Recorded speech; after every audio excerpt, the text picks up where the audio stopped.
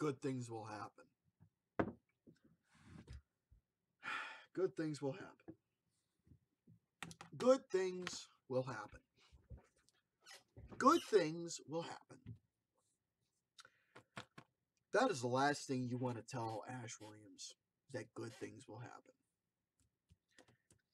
This guy has gone through so much hell within how many hours of the day, how much time has been wasted, the minutes go by, and he's lost track.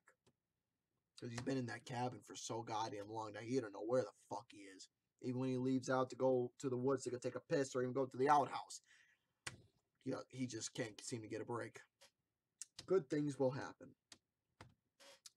You know, Ash would love to sit down, take his chainsaw, and pop open a bottle of beer, or he would not like a nice glass of lemonade just to sit in the hot sun, sunbathing under an umbrella, reading a nice Playboy magazine, wearing some nice shades, a nice Hawaiian shirt, or a nice fedora hat, or popping around on a nice, luxurious seaboat, taking a nice little cruise, going for a swim, and all that other nonsense.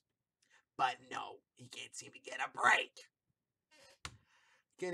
This guy, he just wants 5 seconds to himself to wipe the blood, sweat, and tears right off his face. Even patch his fucking scars up or scratches or boo-boos, whatever he is, all over himself so he can at least get a nice breather in.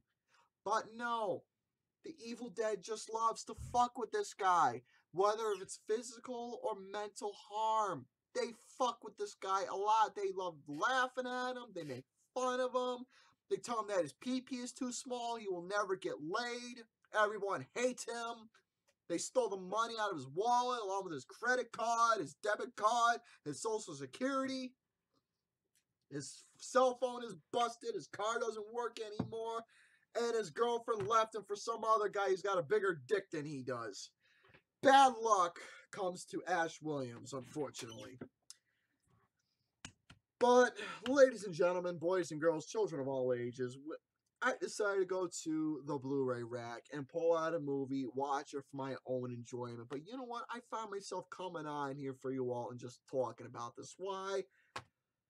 Because I feel like this is one of those movies that deserves to be talked about, at least from my perspective, to all you good folks out there. Because, well, this movie has been reviewed by a lot of folks, but I haven't said anything about it, at least in my own acknowledgement. I mean, I gave acknowledgement to the film before, but I never really talked about it.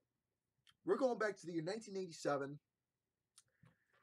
and we're going to revisit this little bad boy right here, Evil Dead 2, that was directed by none other by Sam Raimi. Now, ladies and gentlemen, I got to tell you all about Sam Raimi.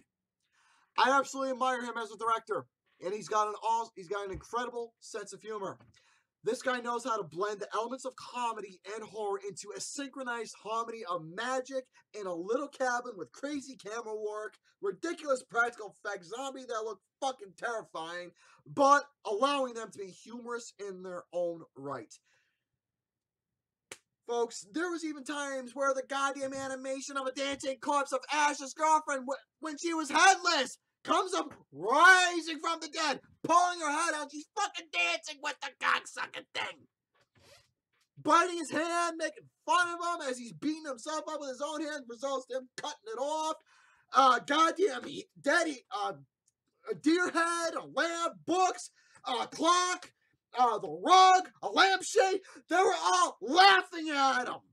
He gets a chainsaw as a hand to defeat the Evil Dead. Pun intended, portrayed. You don't fuck with Ash Williams at all. You don't fuck with Ash Williams.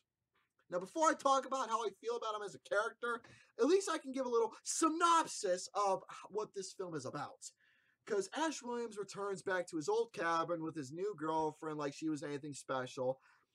He once again finds the Book of the Dead, plays the tape, all hell breaks loose within the matter of minutes as the film goes from 1 to 100 in a heartbeat. Because the thing is that the tape, once he presses it, there was a guy who was reading his last will and testament of everything that happened before his spirit was taken away. He was reading off the little codes from the book that lifted up the spirits of the dead, causing all hell for Ash Williams, which we will get to. But with that being said, a new crop of characters came along the way. There was Anna, there was Jake, and Bobby Joe. Small group of characters, but effective.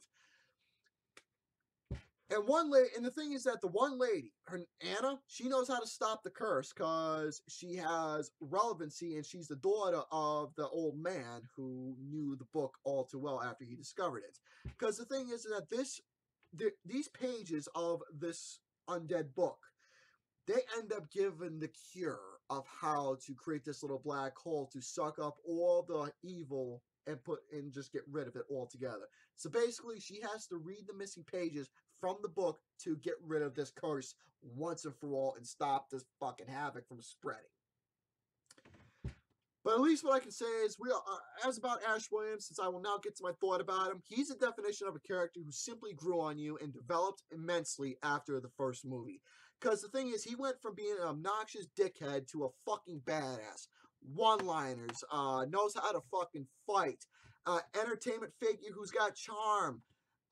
Bruce Campbell, who's obviously big and well known for playing as this guy, is a fucking gem of an actor portraying this role. He was featured, I mean, obviously the movies, there were sequels, there was video games, I believe there's a new video game about him, there was an old one, there was a TV show based off it, Ash versus the Dead. Let me know in the comments if there was any comic books, but if there was, I would not be surprised. I'll probably look that up later on for my own curiosity, if there was any comic books based off of The Evil Dead. But the thing is that he's literally one of those heroes we need in horror films in this generation. Because in this generation of horror films, well, there's not really, in my mind, there's not really much of a particular character that necessarily stands out as someone who's iconic, who's a badass, who's got a significant look to him, knows how to deliver great lines, that knows how to warm the heart, knows how to fucking fight, knows how to make you grow sympathy for him or her. I don't think that we get that in this modern world of horror, but Ash Williams is one of those characters that we need today. If I had to make up my own horror universe, I can honestly see him and R.J. McCready teaming up and facing off, whether if it's him chainsawing the thing into little bitsy tiny pieces while R.J. McCready is taking the fucking torch and burning whatever's left of the thing, or burning zombies up. That'd be fucking awesome! For anybody who's a comic book creator out there, you were able to take the thing and combine John Burton with Snake Plissken. You were able to do that. Do it with R.J. McCready and Ash Williams. That crossover, in my mind, would be absolutely fantastic. The thing is, zombies fighting off against two badass guys, that'd be incredible. But, folks, the moral for me is that only one man can have a fantasy and dream about something that they would love to have. However, everything about this movie is what I believe the first Evil Dead should be about. Now, don't get me wrong, folks. The Evil Dead is good. It's a good movie. I just don't think it's as superior as to the sequel. There was a lot of fun and there was a lot of hits and misses along the way with what the fuck. Even though there was a lot of funny dialogue that happened within the zombies in the first movie and a lot of, crazy camera cuts. However, the camera in that film was just a little too much for me to digest. And this one, though, it made perfect sense why everything was all tripsy and ballsy and psychedelic and nonsense. It made sense for this one.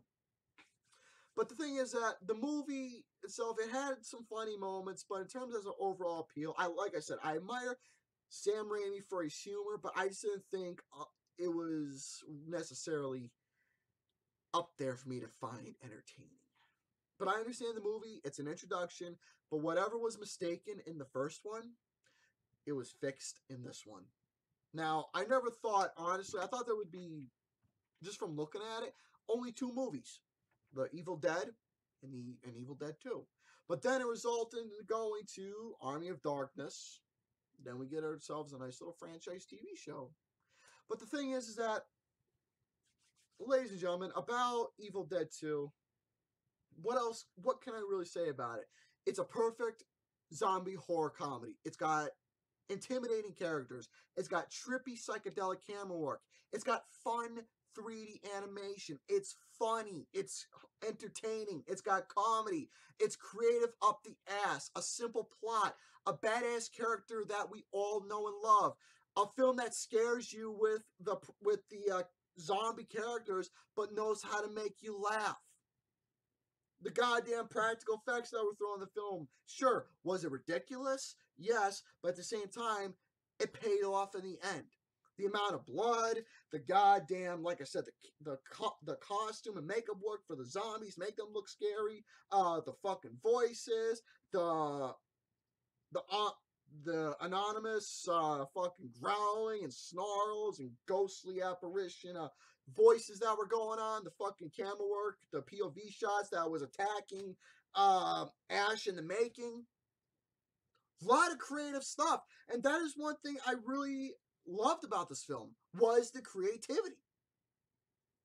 A lot of Rami put a lot of work into making this movie, and sure enough, it paid off and became one of the absolute best zombie films I personally have ever seen. Now, if I have to give any negatives about it, I don't care. I did not care for the side characters of Jake and Bobby Joe. I got the fact that they helped Annie get to the cabin, but them in the film didn't necessarily give a level of importance for me. However, Annie, she was the only supporting character I really gave a shit about.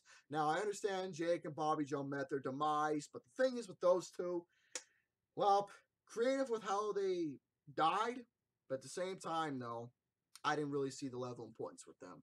But but Annie had a backstory and reasoning for why she had to go to the cabin, and it was interesting. So, ladies and gentlemen, some of my overall thoughts about The Evil Dead 2. If you have not seen this movie at all, please give it a watch. You are gonna either be scared shitless or be laughing your goddamn balls off. I laughed my ass off when watching this film, and I appreciated all the work that Rami put into this absolutely entertaining movie. So, 4 out of 5 for The Evil Dead 2.